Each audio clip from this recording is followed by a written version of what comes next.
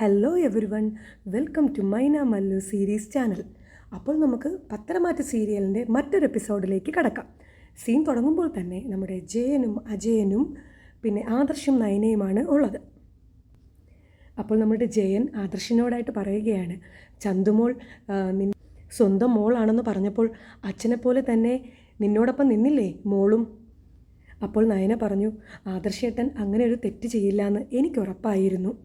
പിന്നെ കുറച്ച് ദിവസം എന്നോട് ഇതേപ്പറ്റി പറയാതെ എന്നെ ഒരുപാട് ബുദ്ധിമുട്ടിച്ചു. അപ്പോൾ ജയൻ പറഞ്ഞു, കാര്യങ്ങളൊക്കെ എന്തായാലും ഇത്രത്തോളം ആയ സ്ഥിതിക്ക് ഇനി കുഞ്ഞിന് വേണ്ട കാര്യങ്ങളൊക്കെ നിങ്ങൾ തന്നെ ചെയ്തു കൊടുക്കണം.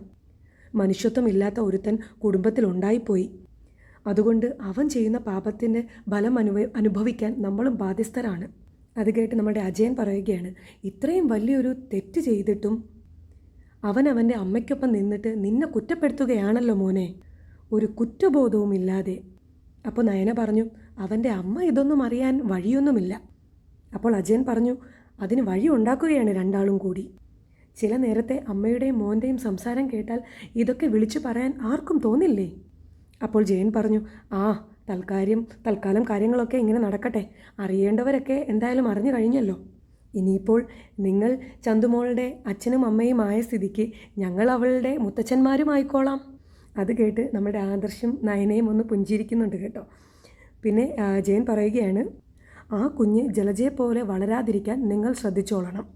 ജലജ അനാഥ ആയതുകൊണ്ട് അവൾക്ക് അമിത വാത്സല്യം കൊടുത്തു അച്ഛനും അമ്മയും. അവിടെയാ പിഴച്ചു പോയത്.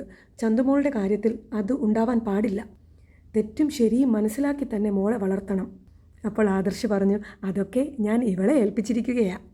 അപ്പോൾ അജയൻ പറയുകയാണ്, കാര്യങ്ങളൊക്കെ ഇങ്ങനെ ആയതുകൊണ്ട് ചന്തുമോളെ കണ്ട് നിങ്ങൾക്കൊരു കുഞ്ഞ് വേണ്ടാന്ന് വിചാരിക്കരുത്. എത്രയും പെട്ടെന്ന് മോളൊരു അമ്മയാവണം. അപ്പോൾ ജയൻ പറയുകയാണ്, ഇവൻ പറഞ്ഞത് കേട്ടല്ലോ, ഇപ്പം കാണിക്കുന്ന ഡോക്ടറെ ഒന്ന് മാറ്റി പിടിക്കാൻ സമയമായി. അങ്ങനെ ജയനും അജയനും കൂടെ അവരടുത്ത് ശരി മോളെ ശരി മോനെ പറഞ്ഞ് പോവുകയാണ്. അപ്പോൾ നമ്മുടെ ആദർശം നയനയും പുഞ്ചിരിച്ചുകൊണ്ട് നിൽക്കുന്നുണ്ട്. എന്നിട്ട് ആദർശ് പറഞ്ഞു, കണ്ടില്ലേ, ഇതാണ് എൻ്റെ അച്ഛനും ഇളയച്ചനും. മുത്തച്ഛനെ പോലെ തന്നെ അവർക്കും എന്നെ ഒരു സംശയവുമില്ല. അപ്പോൾ നയന പറഞ്ഞു, അതിപ്പം അനിയും അങ്ങനെ തന്നെയാണല്ലോ. ഈ സംഭവം അറിഞ്ഞ അന്ന് മുതൽ തന്നെ അനിയും പറയുന്നുണ്ട് ഏട്ടൻ തെറ്റൊന്നും ചെയ്യില്ല എന്ന്. അപ്പോൾ ആദർശ് പറഞ്ഞു, അവൻ ഇതുവരെ സത്യങ്ങളൊന്നും മനസ്സിലാക്കിയിട്ടില്ല. അപ്പോൾ നയന പറഞ്ഞു, അവന് അതിനൊന്നുമുള്ള സമയമില്ലല്ലോ. അവൻ നന്ദുവിൻ്റെ പിന്നാലെ പായുകയാണല്ലോ ഇപ്പോഴും. പിന്നെ കാണിക്കുന്നത് നമ്മളുടെ അനിയെയും ഫ്രണ്ട്സിനെയുമാണ് കേട്ടോ. അനി ഫ്രണ്ട്സിൻ്റെ അടുത്ത് പറയുകയാണ്, ഫോണിൽ നന്ദുവിനെ വിളിക്കാൻ ട്രൈ ചെയ്തിട്ട് നന്ദു എടുക്കുന്നില്ല.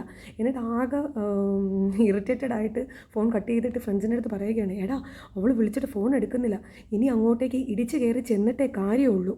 അപ്പോൾ ഒരു ഫ്രണ്ട് പറഞ്ഞു, എടാ അത് പോലീസ് ക്യാമ്പാണ്, അവിടെ നീ അതിക്രമിച്ച് കയറിയാൽ കേസാവും. അപ്പോൾ അനി പറഞ്ഞു, ഞായറാഴ്ച ദിവസം ഓഫല്ലേ, അന്ന് പോണത് കൊണ്ട് എന്താ കുഴപ്പം?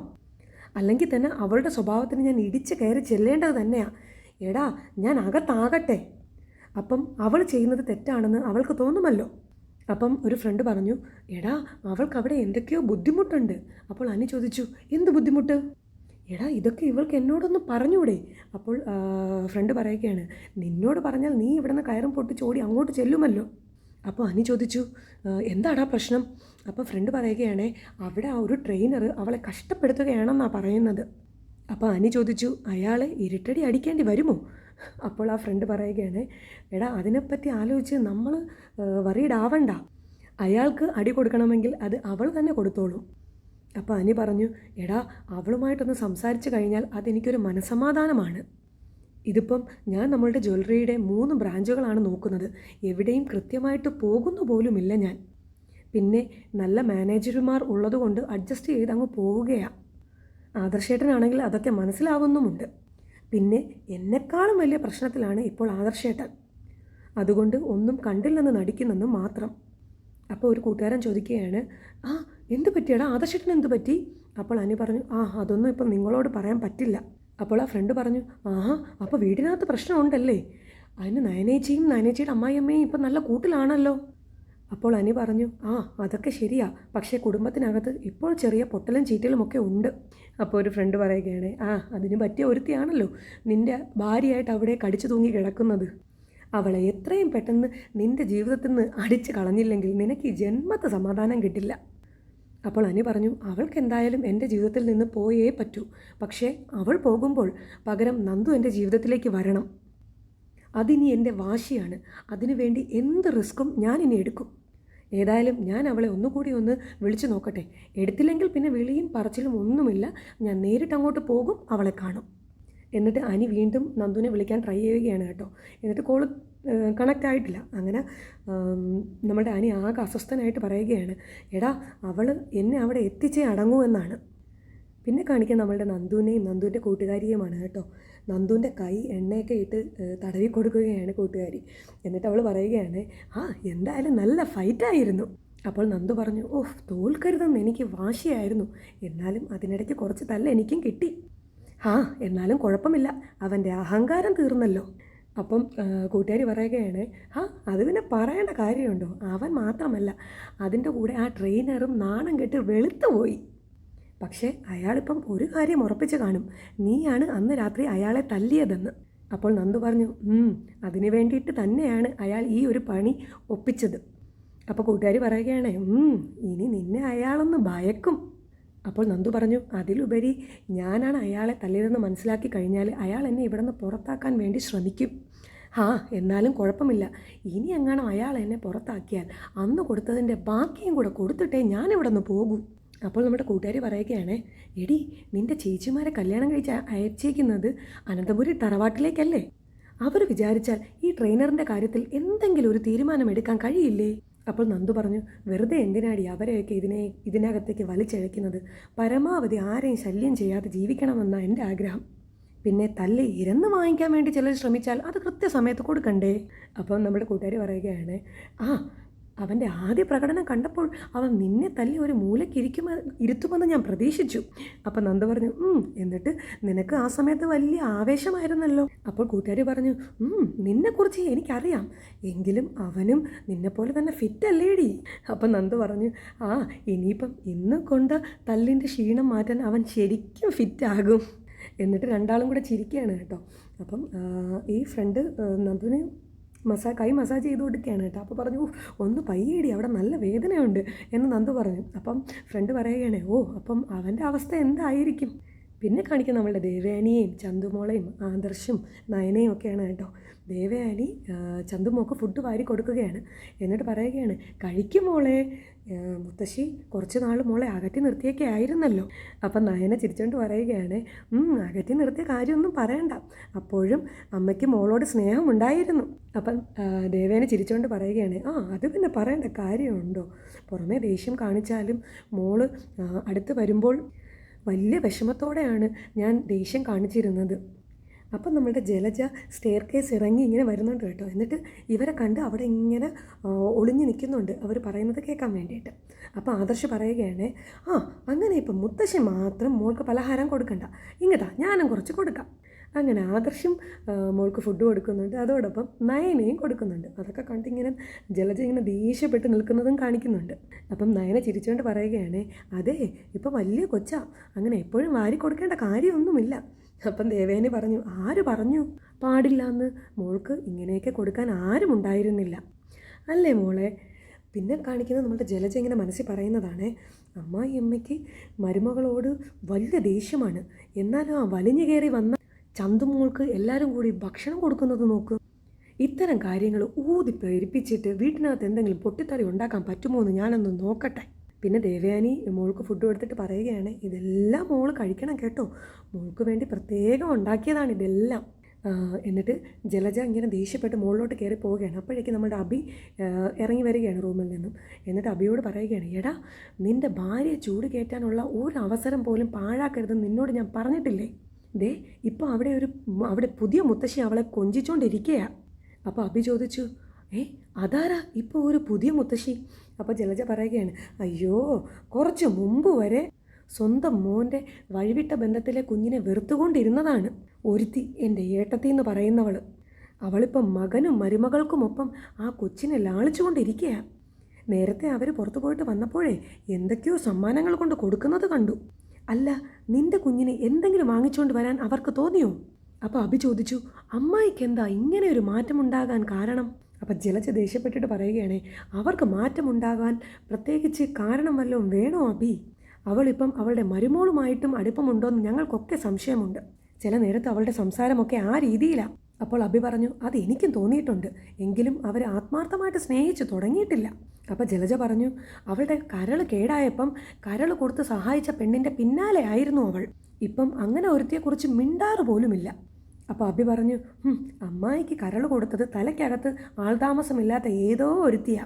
അല്ലെങ്കിൽ കിട്ടിയ സന്ദർഭം അവർക്ക് മുതലാക്കി കൂടായിരുന്നു? കോടികൾ അവർക്ക് കൊടുക്കാമെന്ന് അമ്മായി പറഞ്ഞതായിരുന്നല്ലോ. അപ്പോൾ ജലജ പറഞ്ഞു, എടാ, അവർക്ക് അങ്ങനെ തോന്നാതിരുന്നതേ നമ്മുടെ മഹാഭാഗ്യം. അല്ലെങ്കിലേ അനന്തപുരി തറവാട്ടിൻ്റെ കുറച്ച് സമ്പത്ത് അവൾക്കും അവളുടെ കുടുംബത്തിനും പോയേനെ. നീ പറഞ്ഞതുപോലെ ചെയ്യടാ. നവ്യെ കൊണ്ടുപോയി ആ രംഗങ്ങളൊക്കെ ഒന്ന് കാണിച്ചു കൊടുക്ക്. അവളൊന്ന് തിളയ്ക്കട്ടെ. ഇപ്പം നവ്യയ്ക്ക് നിന്നെ ഭയങ്കര വിശ്വാസമാണല്ലോ. എങ്കിലേ ഞാൻ ഓരോന്ന് പറയുമ്പം പൂർണ്ണമായ അർത്ഥത്തിൽ അവൾ ഉൾക്കൊള്ളുന്നില്ല. അതുകൊണ്ട് അവളെ 100 ഡിഗ്രി സെൽഷ്യസിൽ ചൂടാക്കണം. എങ്കിലേ അടുത്ത വർഷത്തെ തൃശ്ശൂർ പൂരം ഇവിടെ നടത്താൻ നമുക്ക് പറ്റൂ. ശരിയമ്മേ എന്നും പറഞ്ഞ് അഭി പോകണുണ്ട് കേട്ടോ. പിന്നെ കാണിക്കുന്നത് നമ്മുടെ നവ്യ കുഞ്ഞിനെ താലോലിക്കുന്നതാണ് കേട്ടോ. അമ്മയുടെ ചക്കര ഉറങ്ങിയില്ലേ, ഉറങ്ങിക്കോട്ടോ എന്നൊക്കെ പറഞ്ഞ് താലോലിച്ചുകൊണ്ടിരിക്കുമ്പോഴത്തേക്ക് അഭി അവിടെ എത്തുന്നുണ്ട്. എന്നിട്ട് ദേഷ്യപ്പെട്ട് നവ്യയോട് പറയണേ, അതെ, നീ ഇങ്ങനെ തൊട്ടിലാട്ടി ഇരുന്നോ, അവിടെ താഴോട്ട് ചെന്ന് നോക്ക്, എവിടെയോ കിടന്ന ഒരു കൊച്ചിനെ എല്ലാവരും കൂടെ ഇട്ട് ഓമനിക്കുന്നത് കാണാം. അപ്പം നവ്യ ചോദിച്ചു, അതെന്തിനാ ഞാൻ കാണുന്നത്? അപ്പോൾ അഭി പറയുകയാണേ, നീ കാണണം. ഇന്നലെ വരെ നമുക്കൊപ്പം നിന്ന ഒരാൾ ഇപ്പം അവളെ പുതിയതായിട്ട് സ്നേഹിച്ച് തുടങ്ങിയിട്ടുണ്ട്. അപ്പം നവ്യ പറഞ്ഞു, അതാരാ? അപ്പം അഭി പറയുകയാണേ, അതൊക്കെ നീ താഴോട്ട് ചെന്ന് നോക്ക് നവ്യേ. അപ്പം നവ്യ പറയുകയാണ്, അതിപ്പം നിനക്കങ്ങ് പറഞ്ഞൂടെ? അപ്പം അഭി പറഞ്ഞു, എടി, എൻ്റെ മൂത്ത അമ്മായി ഇപ്പോൾ ചന്തുമോളെ സ്നേഹിക്കാൻ തുടങ്ങിയിരിക്കുന്നു. അപ്പം നവ്യ ചോദിക്കണേ, അവർക്കിതെന്താ പറ്റിയത്? അപ്പോൾ അഭി പറഞ്ഞു, എനിക്കറിഞ്ഞൂടാ. എന്തൊക്കെ പറഞ്ഞാലും ഈ ചന്തുമോളെന്ന് പറയുന്നത് അവരുടെ മോൻ്റെ കുഞ്ഞാണല്ലോ. അങ്ങനെ വരുമ്പോൾ സ്വന്തം കൊച്ചുമോളല്ലേ, ഇപ്പോഴായിരിക്കും സ്വന്തം മുത്തശ്ശിയാണെന്നുള്ള ഒരു ബോധം അവർക്ക് തോന്നിത്തുടങ്ങിയത്. അപ്പോൾ നവ്യ പറഞ്ഞു, ഇങ്ങനെ പോയാൽ നമ്മുടെ മോൻ ഇവിടെ ഒരു സ്ഥാനവും കിട്ടില്ല. അപ്പോൾ അഭി പറയുകയാണേ, അത് ഉറപ്പല്ലേ, നിൻ്റെ അനിയത്തി പോലും നമ്മളുടെ കുഞ്ഞിനെയല്ല, ഈ പറയുന്ന ചന്തുമോളെയാണ് തലയിൽ വെച്ചുകൊണ്ട് നടക്കുന്നത്. അമ്മായിയും ആദർശമൊക്കെ സ്നേഹിക്കുന്നത് നമുക്ക് മനസ്സിലാക്കാം, അതുപോലെ തന്നെ മുത്തശ്ശനും മുത്തശ്ശിയും. പക്ഷേ നിൻ്റെ അനിയത്തിക്ക് ഇതെന്താ പറ്റിയേ? എടി, ഉള്ളത് പറഞ്ഞു കഴിഞ്ഞാൽ അവരിപ്പം എൻ്റെ ഏട്ടനെ കളഞ്ഞിട്ട് പോകേണ്ട സമയം കഴിഞ്ഞു. നീയാണെങ്കിൽ അങ്ങനെ ചെയ്യുമെന്ന് പറഞ്ഞായിരുന്നല്ലോ. അപ്പോൾ നവ്യ പറയുകയാണേ, അവൾക്ക് എന്താ പറ്റിയതെന്ന് എനിക്ക് മനസ്സിലാകുന്നില്ല അഭി. അപ്പോൾ അഭി പറഞ്ഞു, അതിനി മനസ്സിലാക്കാൻ നിൽക്കേണ്ട കാര്യമൊന്നുമില്ല. ആദ്യം നമ്മുടെ കുഞ്ഞിൻ്റെ കാര്യം സേഫാക്കാൻ നോക്ക്. ഞാൻ പറഞ്ഞത് വെറുതെ ഒന്നുമല്ല. അവിടെ ആ കൊച്ചിനെ ആദർശവും അമ്മായിയും നിൻ്റെ അനിയത്തിയും കൂടെയൊക്കെ കൊഞ്ചിച്ചുകൊണ്ടിരിക്കുകയാണ്. അപ്പം നവ്യ പറഞ്ഞു, ഞാനൊന്ന് നോക്കിയിട്ട് വരാം എന്ന് പറഞ്ഞ് അങ്ങോട്ട് പോവുകയാണ് കേട്ടോ. നവ്യ അങ്ങോട്ടേക്ക് വരുമ്പോഴത്തേക്ക് കാണുന്ന കാഴ്ച എന്താണെന്ന് വെച്ച് കഴിഞ്ഞാൽ, ആദർശ് ചന്തുമോളെ മടിയിൽ വെച്ച് ഇക്കിളാക്കി മോൾ ഇങ്ങനെ ചിരിക്കുകയാണ്. അതോടൊപ്പം നയനയും ദേവയാനിയും കൂടെ ഉണ്ട് കേട്ടോ. ആ കാഴ്ച കണ്ടിങ്ങനെ ഞെട്ടി നിൽക്കുകയാണ് നവ്യ. എന്നിട്ട് താഴോട്ട് ഇറങ്ങി വന്നിട്ട് പറയുകയാണ്, ജനിക്കുന്നെങ്കിലേ ഈ കൊച്ചിനെ പോലെ ജനിക്കണം.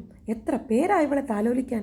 അപ്പോൾ ദേവയാനി അത് പറഞ്ഞത് ഒട്ടും ഇഷ്ടപ്പെടാതെ എണീറ്റിട്ട് പറയുകയാണ്, എൻ്റെ കൊച്ചുമോളാണിവൾ, അപ്പോൾ പിന്നെ സന്തോഷിപ്പിക്കണ്ടേ അവളെ? അപ്പോൾ നവ്യ പറഞ്ഞു, ഇന്നലെ വരെ അമ്മായിക്ക് ഇവളെ വെറുപ്പായിരുന്നല്ലോ. അപ്പോൾ ദേവയാനി പറഞ്ഞു, കൊച്ചു കുട്ടികളെ അങ്ങനെ അധിക നേരം ആർക്കും വെറുക്കാൻ കഴിയില്ല. അപ്പോൾ നവ്യ പറഞ്ഞു, ഈ കുടുംബത്തിലെ ഒരു കൊച്ചുമോൻ കൂടി ജനിച്ചിട്ടുണ്ട്, അതിന് യാതൊരു പരിഗണനയും കിട്ടുന്നില്ല. ചില നേരത്തെ എനിക്ക് തോന്നാറുണ്ട് കുഞ്ഞുമായിട്ട് അങ്ങ് വീട്ടിലേക്ക് പോയാലോ എന്ന്. അപ്പോൾ നയന പറഞ്ഞു, ചേച്ചി എന്തിനാ ഇങ്ങനെയൊക്കെ ചിന്തിക്കുന്നത്? അപ്പോൾ ദേവയാനി പറഞ്ഞു, നല്ല രീതിയിലൊന്ന് നവ്യ മാറി വന്നതാ. പിന്നെ അഭിയും ജലജയും കൂടെ നിന്നെ നന്നായി തിളപ്പിക്കുന്നുണ്ടല്ലേ? അപ്പോൾ നവ്യ പറഞ്ഞു, എന്നെ ആരും തിളപ്പിക്കുന്നതൊന്നുമില്ല. ഇവിടുത്തെ ഈ രീതികളോട് എനിക്ക് എതിർപ്പ് തന്നെയാണ്. പറഞ്ഞിട്ട് കാര്യമൊന്നുമില്ല, ഇവളാ ഇപ്പം തെറ്റുകൾക്കെല്ലാം കൂട്ടുനിൽക്കുന്നത്. അപ്പോൾ ആദർശ് പറയുകയാണ്, എൻ്റെ വീഴ്ചകൾ ചൂണ്ടിക്കാണിച്ചിട്ട് അഭിയെ പൊക്കി പറയുന്നത് ഇപ്പോൾ നവ്യയുടെ ഒരു ശീലമായി മാറിയിരിക്കുകയാണ്. അവൻ്റെ സ്വഭാവം മാറ്റി അവനെ നല്ലൊരു ഭർത്താവും അച്ഛനുമാക്കി മാറ്റുകയാണ് വേണ്ടത്, അല്ലാതെ മറ്റുള്ളവരെ വിമർശിച്ചിട്ട് ഒരു കാര്യവുമില്ല. അപ്പോൾ നവ്യ പറഞ്ഞു, ആദർശേട്ടനോടെ എനിക്കൊന്നും പറയാനില്ല. ജീവിതത്തിൽ എല്ലാവർക്കും തെറ്റുപറ്റും, പക്ഷേ ചില തെറ്റുകൾ തിരുത്താൻ പറ്റില്ല. ഇപ്പം കോമ സ്റ്റേജിൽ ഒരു പെൺകുട്ടി കിടപ്പുണ്ടല്ലോ, അവളെ ഞാൻ ഇതുവരെ കണ്ടിട്ടില്ല. അവൾ സുഖം പ്രാപിച്ച് വരല്ലേ എന്നാ എൻ്റെ പ്രാർത്ഥന. അങ്ങനെ വരില്ല എന്നാണ് അറിയാൻ കഴിഞ്ഞത്. ഇനി എങ്ങനെ വന്നു കഴിഞ്ഞാൽ ഇവിടെ ഈ വീട്ടിൽ നയന അധികപ്പറ്റാണ്. കാരണം ചന്തുമോളുടെ അമ്മയ്ക്കായിരിക്കുമല്ലോ ഇവിടെ പ്രാധാന്യം കൂടുതൽ. ഇത് കേട്ട് ദേവയാനിക്ക് നല്ല ദേഷ്യം വന്നു കേട്ടോ. എന്നിട്ട് പറയുകയാണ്, നവ്യ, നീ അതിലേക്കൊന്നും കടക്കണ്ട കേട്ടോ. എൻ്റെ മോൻ ഈ വീട്ടിൽ നിന്ന് പുറത്തു പോയാലും നയനമോൾ ഒരിക്കലും പോകില്ല. അതെൻ്റെ വെറും വാക്കല്ല, മോളെ ഞാൻ അത്രത്തോളം സ്നേഹിക്കുന്നുണ്ട്. അപ്പോൾ നവ്യ പറഞ്ഞു, ആയിക്കോട്ടെ, പറയുന്നതെല്ലാം അതേപടി നിലനിന്നാൽ കൊള്ളാം. എന്നാൽ പിന്നെ കളിപ്പിക്ക്, ഞാനായിട്ടൊന്നിനും തടസ്സം നിൽക്കുന്നില്ല. എന്നിട്ട് നവ്യ ദേഷ്യത്തോടെ ഞാൻ കയറി പോവുകയാണ് കേട്ടോ. അപ്പം ദേവയാനി പറഞ്ഞു, സത്യം മനസ്സിലാക്കാതെയാണല്ലോ നവ്യ എങ്ങനെയൊക്കെ കിടന്ന് സംസാരിക്കുന്നത്. അപ്പോൾ ആദർശ് പറഞ്ഞു, അതുകൊണ്ട് സത്യം മനസ്സിലാക്കി കൊടുക്കാൻ അമ്മ ഇപ്പോൾ ശ്രമിക്കുകയൊന്നും വേണ്ട. എന്നെ അവൾ എന്ത് വേണമെങ്കിലും പറഞ്ഞോട്ടെ, അപ്പോഴും അവൾക്ക് മനസ്സമാധാനം കിട്ടണമെന്നാണ് ഞാനും ഇവളുമൊക്കെ ആഗ്രഹിക്കുന്നത്. അപ്പോൾ നയന പറഞ്ഞു, അതെ, അതുകൊണ്ടാണ് ചേച്ചി എന്ന് വിളിച്ചുകൊണ്ട് വന്ന ദിവസം സത്യങ്ങളെല്ലാം അറിഞ്ഞിട്ടും ആരോടും ഒന്നും പറയേണ്ടെന്ന് ഞാനും മുത്തശ്ശനും കൂടി ആദർശേട്ടനോട് പറഞ്ഞത്. ഞങ്ങൾ 3 മക്കളിൽ മനസ്സിനെ നിയന്ത്രിക്കാൻ കഴിയാത്തത് ചേച്ചിക്ക് മാത്രമാണ്. അഭി വലിയൊരു തെറ്റ് ചെയ്തു എന്നറിഞ്ഞു കഴിഞ്ഞാൽ പിന്നെ ആര് പറയുന്നതും ചേച്ചി കേൾക്കില്ല. അതുതന്നെയാണ് ഇപ്പോഴും സംഭവിക്കുന്നത്. ആദർശേട്ടൻ അഭിയുടെ സ്ഥാനത്ത് നിൽക്കുന്നത് കൊണ്ട് ആദർശേട്ടനോട് വലിയ വെറുപ്പാണിപ്പോൾ ചേച്ചിക്ക്. അത് നമ്മൾ കാര്യമാക്കണ്ട. പിന്നെ കാണിക്കുന്നത് നമ്മുടെ നവ്യ അമ്മയെ ഫോൺ ചെയ്യുന്നതാണ് കേട്ടോ.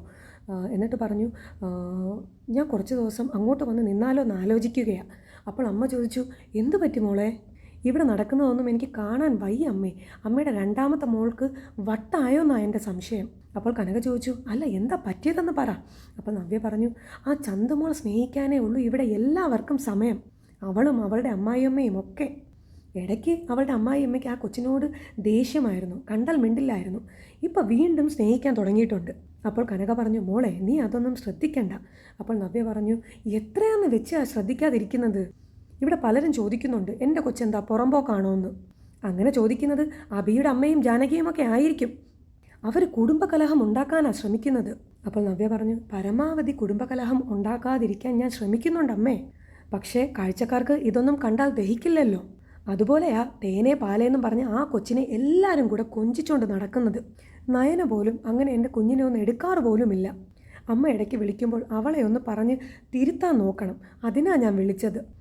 ശരി മോളെ എന്ന് പറഞ്ഞ് കനക ഫോൺ കട്ട് ചെയ്തു. അപ്പോഴേക്കും ഗോവിന്ദൻ കനകയുടെ അടുത്തേക്ക് വന്നു.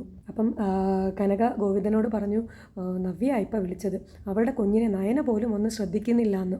എല്ലാവരും ആ ചന്തുമോളുടെ പിന്നാലെയാണെന്ന്. അപ്പോൾ ഗോവിന്ദൻ പറഞ്ഞു, അവളുടെ കുഞ്ഞ് കൊച്ചു കുഞ്ഞല്ലേ, അതിനെ ഈ സമയത്ത് കൂടുതൽ നോക്കേണ്ടത് അതിൻ്റെ അമ്മ തന്നെയല്ലേ. അപ്പോൾ കനക പറഞ്ഞു, എന്നാലും അവൾ പറയുന്നതിൽ കാര്യമുണ്ട് ഗോവിന്ദേട്ടാ. ദേ ഈ നയനയും നയനയുടെ അമ്മായിയമ്മയും അവിടുത്തെ മുത്തശ്ശനും മുത്തശ്ശിയും എല്ലാം ആ ചന്തുമോളെ വല്ലാതെ അങ്ങ് ഇഷ്ടപ്പെടുന്നുണ്ട്. അപ്പോൾ ഗോവിന്ദൻ പറഞ്ഞു, നയനെ അങ്ങനെ ഇഷ്ടപ്പെടുന്നത് എന്തുകൊണ്ടാണെന്നാണ് എനിക്ക് മനസ്സിലാവാത്തത്. പിന്നെ ബാക്കിയുള്ളവർക്കെല്ലാം ആ കുഞ്ഞ് അവരുടെ വീട്ടിലെ കുഞ്ഞ് തന്നെയാണ്.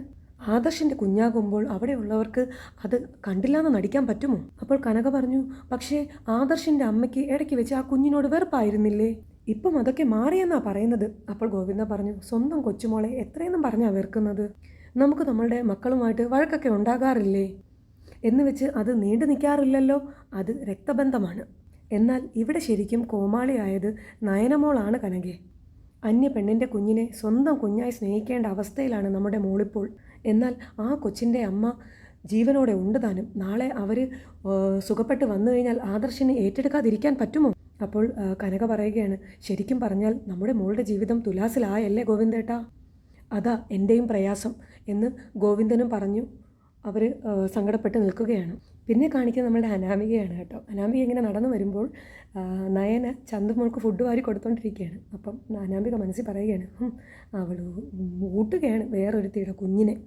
എന്നിട്ട് വന്നിട്ട് നയനോട് പറയുകയാണ്, ഞാൻ അഴിഞ്ഞാടി നടക്കുകയാണെന്നാണല്ലോ നീ പറയുന്നത്. എന്നിട്ട് ഭർത്താവിൻ്റെ അഴിഞ്ഞാട്ട ജീവിതത്തിലുള്ള കുഞ്ഞിനെ നീ ഊട്ടുകയാണല്ലോ. എന്നിട്ട് ചന്തുമോളോട് പറയുകയാണ്, കൊച്ചെ സൂക്ഷിച്ചും കണ്ടുമൊക്കെ വേണം കേട്ടോ ഇവൾ വിളമ്പിത്തരുന്നത് കഴിക്കാൻ. ചിലപ്പം സ്നേഹം കാട്ടി മയക്കിയിട്ടേ നീ സ്ഥിരമായിട്ടങ്ങ് മയങ്ങാനുള്ള ഭക്ഷണം അവൾ തന്നൂന്നിരിക്കും. അപ്പം നയന പറഞ്ഞു, അതെ, അത് നിൻ്റെ അച്ഛൻ്റെ അമ്മയുടെയും സ്വഭാവമാണ്. അത് ഞാൻ വെളിപ്പെടുത്തണോടി. അത് കേട്ട് അനാമിക ഇങ്ങനെ ദേഷ്യപ്പെട്ട് നോക്കി നിൽക്കുകയാണ് കേട്ടോ. അപ്പോഴേക്കും ഇന്നത്തെ എപ്പിസോഡ് അവസാനിച്ചിരിക്കുന്നു. അപ്പം എല്ലാവരും ഈ ചാനലൊന്ന് സബ്സ്ക്രൈബ് ചെയ്ത് സപ്പോർട്ട് ചെയ്യണം കേട്ടോ. അപ്പം മറ്റൊരു എപ്പിസോഡുമായിട്ട് ഞാൻ ഉടനെ വരുന്നതായിരിക്കും.